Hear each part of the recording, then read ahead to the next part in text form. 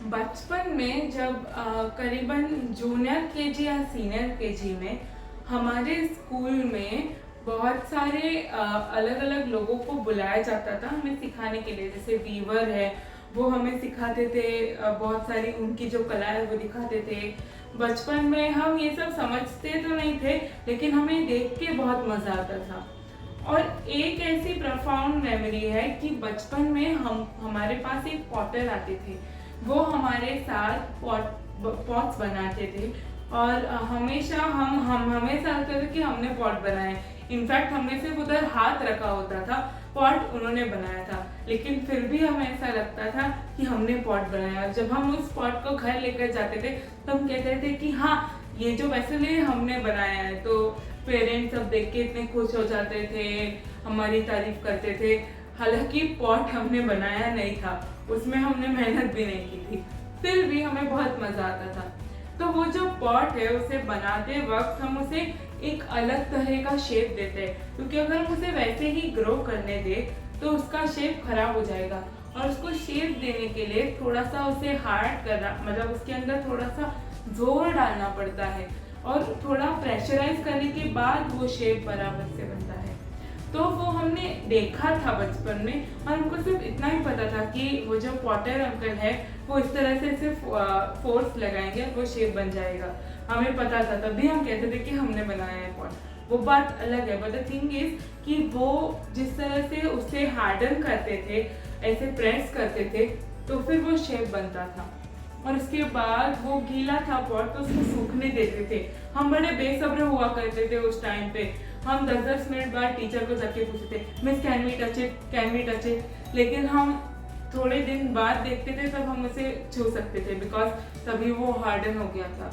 सो हम इससे क्या सीखते हैं कि जो हमारे लाइफ में भी जो चाइल्डहुड में हमें शेप किया जाता है, बिकॉज हम उस गीली मिट्टी के समान होते हैं जिसे अच्छे से शेप किया जा सकता है।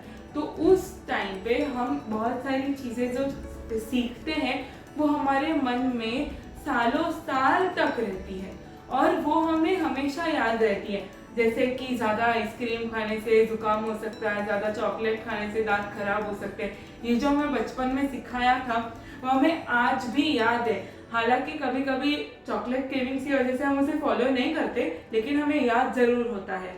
तो वैसे ही जैसे पॉट को शेप किया जाता है, बचपन में हमें भी शेप किया जाता है और उस तरह से हमारा नेचर बनता है टीनेज और यंग एज में।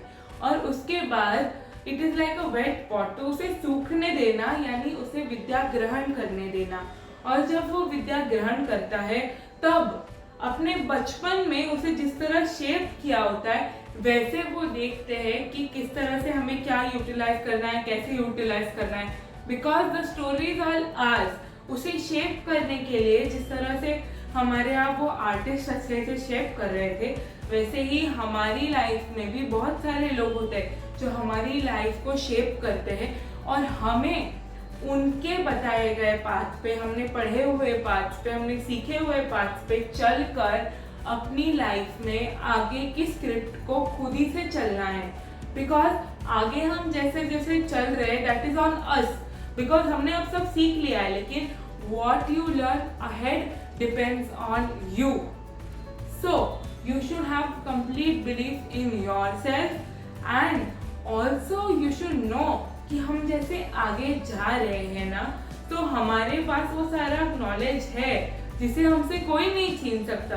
और उस नॉलेज के बेसिस पे we can conquer the whole world and हम सब हमारे सपने तक पहुंच सकते हैं। So we should always know कि जैसे हम उस पॉट को शेप करते हैं वैसे हमें शेप किया जाता है, तो उसके हिसाब से हमें कैसे अपने नॉलेज को यूटिलाइज करना है।